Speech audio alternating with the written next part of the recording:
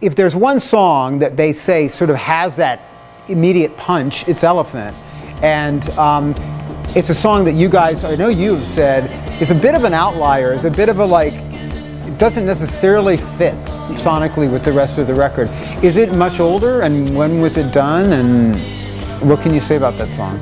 It is much older. It is, yeah. The riff at least. Like the whole middle section we kind of wrote the same time as doing the rest of the songs, but the actual riff and the vocal melody and the kind of the shape of the rest of the song is really old. We played it years and years ago. Mm-hmm. It was in a completely different form. Like it had. So you'd been playing it live for a while, or? Oh, we played it live. I don't know. I got a good story. Yeah. Alright, go on. We played this like bar in Perth, like, and we used to call that song Blues Prog Epic. It was like the yeah. Just because it was like blues and proggy. Yeah. It had this epic. Well, it had all these other different sections to it. And we used to we did this sound check at this gig, this bar in Perth, and the only person that was there was like the bar girl setting up while we were sound checking. I don't even think there was a sound guy. We were just setting up our gear, and waiting for the sound guy or whatever. And she was like super cute. This is like 5 years ago. I remember asking Kevin if we could do that one for sound check because it's like super sexy, you know. Because I was drumming. It's like that one will work. Pretty badass, Yeah. you know. So I remember like that's always a good sign if like you have a song that's like a good song to like use it to show how sexy you are. Wait, did she get into it? Was she impressed? Oh no, she was probably just like washing glass. Oh. She probably didn't even look up, but that wasn't the point. I was like 18 or 17 or something. And I was Right. so yeah, that's a good sign. So the other specific song I want to ask you about, because it's a new video, and I want to show the video. We're going to take a break and then show the new video and then come back and talk a little bit more, but feels like we only go backwards, right?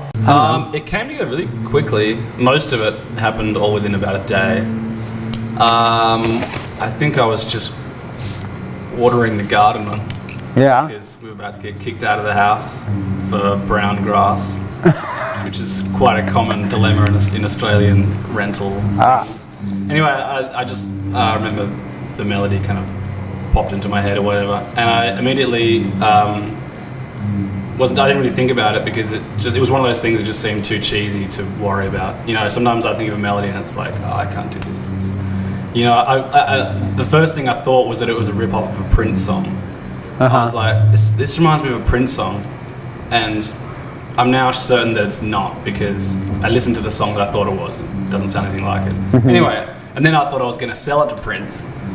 So I quickly recorded a demo. Pretty sure of all the people in the world, Prince isn't going to buy songs off a 26-year-old Australian longman.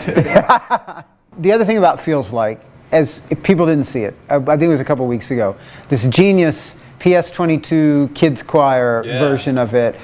So great. I've seen those kids do things before, songs before. Did they now? Did you know that was happening? Did they have to clear that with you, or how did it? Not at all. No, our manager just sent us the link. Yeah. And oh no, that's right. Jay came running into my hotel room, probably still in his underpants, saying like, "There's this video on the internet, and it's probably the best thing that's ever happened to Tame Impala on the internet." It really is. What is this? It's one of the few times I've ever. We try and not think about or get carried away with all the stuff that happens to the band, you know, the enormity of it or the hype or whatever. We try not to care. We try not to, you know, just how like fucking huge we are. But like that. Getting there. That is one of the few times I've been like, whoa, that's heavy. Like. I got my hopes up again. Oh no, not again. Feels like we only go backwards, darling. Feels like I only go backwards, baby. Every part of me says go ahead. That's crazy. Yeah. Like if you told 2008 Jay and Kevin that was going to happen, that would be crazy. Yeah, totally. Well, okay, so I'm going to show the video. We'll come back and talk a little bit more from here at the music hall. Anything about the video that people need to know, or it's my favorite ever. It's our favorite Tame Impala video for sure. Where was it done, or? Well, it was done in England. These guys just have this little studio where they do crazy shit. I saw this video on the internet that totally blew my mind. It was this one that they've done before then, and I was like, shit, we got to get these guys to the next video. So because our label has amazing communication skills, it all happened. All you have to know is that the twist at the end, I don't know, I never worked out if it was obvious or not, but right at the end you realise why all this stuff is happening.